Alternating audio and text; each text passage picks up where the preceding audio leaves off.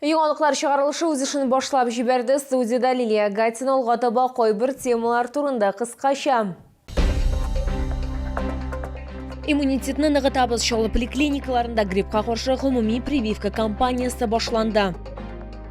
Мөһим мәсьәләләр турында фикер алышты һәм офис эше белән танышты. Әлфия Кагогина шәһәрнең СВО ветераннар советы яңа офисында булды. Питбайкларда бәлек булмаганнар катнашында аварияләр саны арта. Бу хакта шәһәрнең дәүләт автоинспекциясе башлыгы хәбәр итте.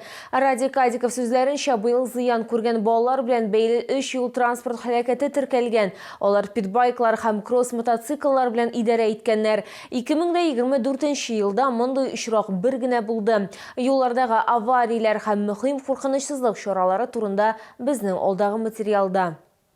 Быел шәһәр юлларында 16 яшькә кадәрге балалар катнашында 56 юл транспорт һәлакәте булган. Алар барысы да исәп калган, әмма төрле дәрәҗәдәге җәрәхәтләр алган. Аварияләрдә җәяүле балалар, бәлек булмаган велосипедчылар, пассажирлар зыян күргән. Әмма иң зур проблема питбайклар һәм мотоцикллар. Эти транспортные средства, кроме своей неустойчивости, обладают еще очень малой пассивной безопасностью. И любое падение и столкновение несет большую опасность. Напомню, что для управления мотоциклом по дорогам общего пользования необходимо иметь водительское удостоверение категории А. Также транспортное средство должно быть надлежащим образом зарегистрировано госавтоинспекцией.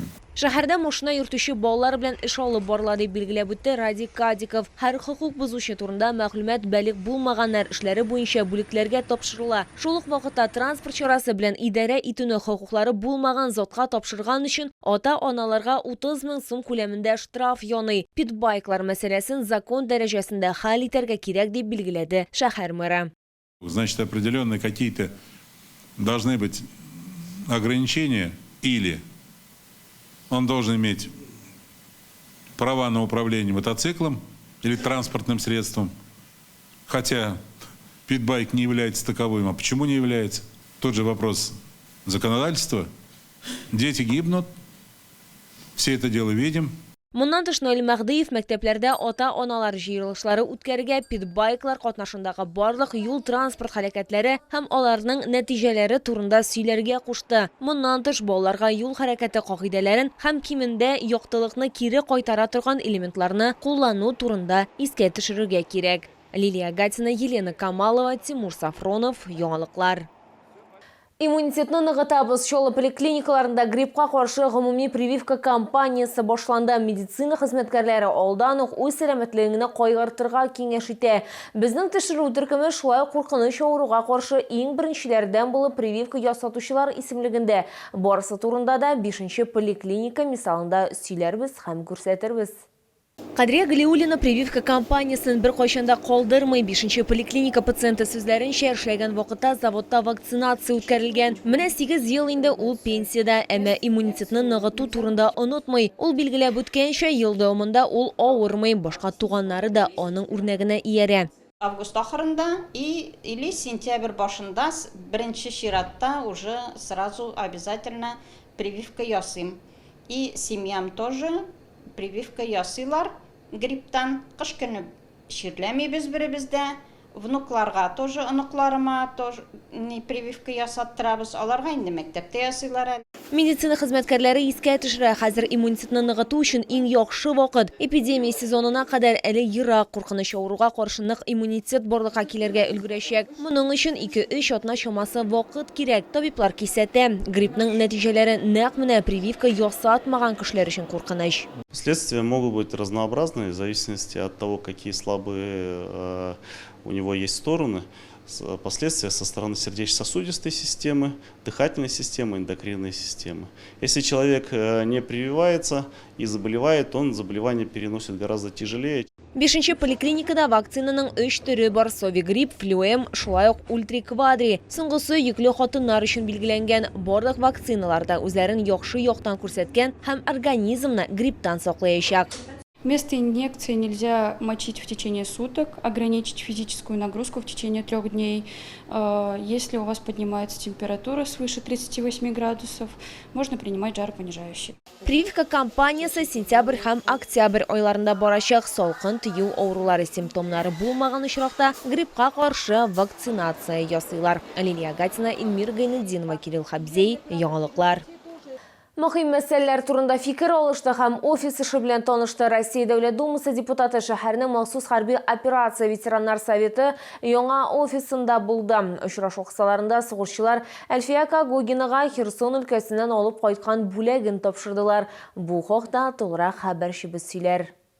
Здравствуйте, Альфия, меня зовут. СВО башланганнан бирле Россия Дәүләт Думасы депутаты сугышчыларга зур игътибар бирә. Әлфия Кагогина гуманитар йөк җыюда һәм озатуда да актив катнаша. Ветераннарга да айрым игътибар бирә. Бүген Россия Дәүләт Думасы депутаты шәһәрнең СВО ветераннар советы яңа офисында булды. Образуется хорошая площадка, где люди могут прийти, задать вопросы, обсудить.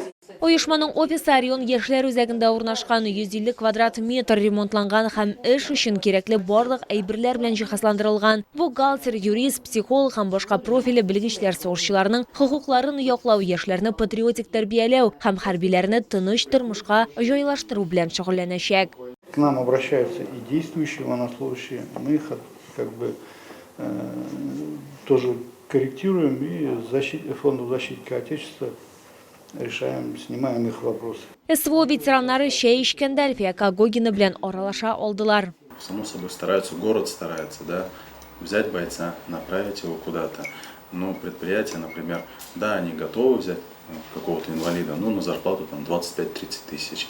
Ну, с тем учетом, что он же инвалид, мол, как бы инвалид инвалидом, ему тоже семью надо кормить. Говорили о том, что неплохо бы сформировать такую платформу, возможно, даже цифровую платформу, которая объединяла бы ветеранов СВО и заинтересованных работодателей. Заинтересованы в том, чтобы помочь адаптироваться ребятам, возможно, новую профессию и найти себя, стать частью культуры какого-то предприятия. Хәзерге вакытта Чалда 400-дән артык махсус хәрби операция ветераны исәпләнә. Встречи очень важные, актуальные, в том числе для решения каких-то законодательных инициатив и вообще для работы городского совета. Очрашу азагында СВО ветераннары Херсон өлкәсеннән алып кайткан бүләкне Әлфия Кагогинага тапшырды. Администрация Херсонской области в лице Владимира Сальда просила передать в коллекцию, так скажем, библиотеку, да, вот их ограниченную серию.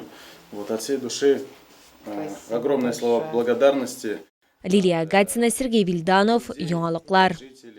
Бу сезгә җиткерәсе соңгы мәгълүматыбыз иде. Мин Лилия Гатина, сезнең белән сау булашам. Исән-имин булыгыз.